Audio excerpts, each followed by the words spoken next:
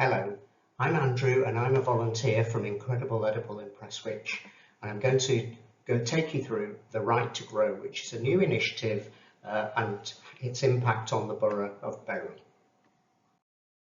Now, the Right to Grow is something that Incredible Edible UK had a look at a few years ago, and they recognised that there were so many benefits for community food growing. In addition to that, if you combine that with lots of used or unused public land, they thought that it would be a good idea to pass this right to grow as a law.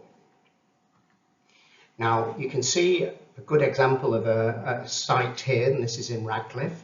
This has been partially cleared because it was fairly derelict, but in 2 years' time you can see the transformation. It's absolutely incredible, and that was in 2022, and this site has gone from strength to strength.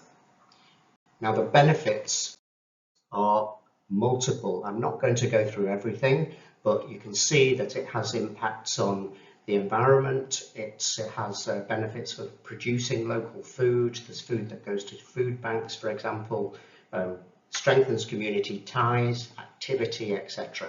So it's a really good initiative. Now, there's lots of support around the UK, and we're in the Bury Food Partnership, so there's lots of different community groups in that aimed at improving the food outlook in Bury. The Right to Grow is supported at a UK level by Incredible Edible UK and a group called Sustain.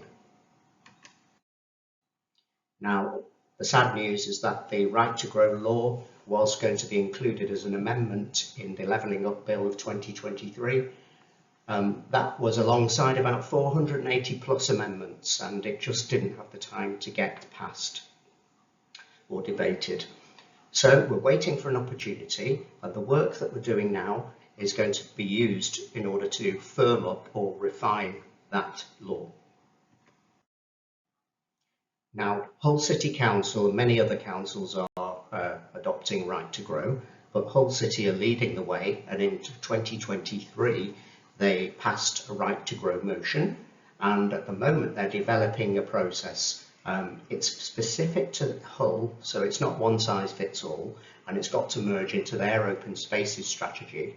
And in addition to that, they're working with Leeds University on a very detailed plan. Now, the good news in Bury is that looking at what we've got already, we've got an informal right to grow. We already approached the Parks and Countryside manager if we wanted to open up a site and grow on it, maybe build a vegetable bed. And also we are supported by all sorts of local organisations, not just in the Incredible Edible ones in Bury, but others who may want to help develop and grow on sites. One of those sort of middle groups is the Bury Voluntary Community and Faith Alliance, and they work with many organisations across Bury, and they're able to help explain the opportunities to different groups. But we're at a stage now that we need a formal process. So the contributions needed for this policy and this process are multiple. There's a lot. However, rather than me going through everything, I'm just going to pick out a few because there's a number of plans that need to be referred to. So these are the Bury Local Plan, a climate plan, an environment plan, Greater Manchester plans as well. So it needs to fit into these plans in order to make sense. And also you'll see things like legal, insurance liability, etc. And these are the caveats or rights of way. These are caveats which are needed because you can't just grow anywhere. Now the next steps are to create an online map of both existing and proposed sites, and this can help show what's available to new volunteers, or it can be used to target areas which maybe could benefit from growing food, or maybe even an orchard or something else.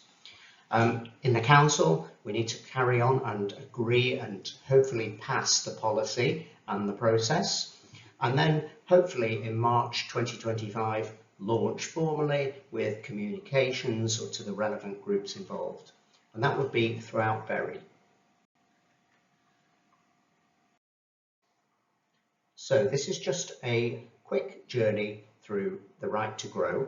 Now, if you do have any questions, comments or suggestions, please email me at iepad.volunteers@gmail.com. That will come to me and I will personally answer or get involved with your requirements. Anyway, thanks very much for listening. All the best.